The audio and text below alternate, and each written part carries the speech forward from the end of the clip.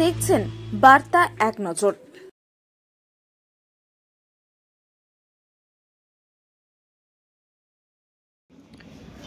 শ্রাবণ মাসের সোমবার হিন্দু ধর্ম প্রাণ মানুষদের বিশেষ দিন।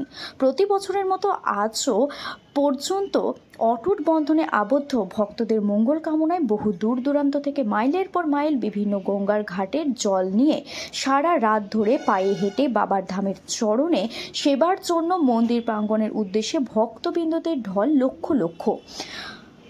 এই শ্রাবণ মাসে হিন্দুদের পবিত্র মাস হুগলি জেলার ঐতিহ্যবাহী বাবা তারকেশ্বর ঐতিহাসিক নিদর্শন বাবা তারকেশ্বর মহাদেব মন্দির প্রাঙ্গণে প্রতি বছরের ন্যায় জলছত্র। শ্রাবণ মাসের সোমবার পালনে বাবা মহাদেব বার বলে মনে করেন ভক্তদের ঢল।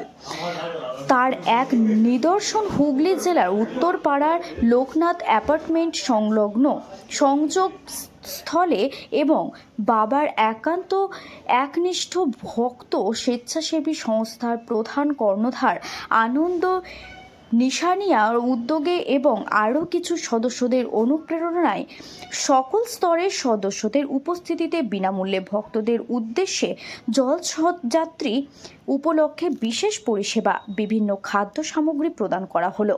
হুগলি থেকে রাজেশ কুমারের রিপোর্ট, বার্তা এক নজর।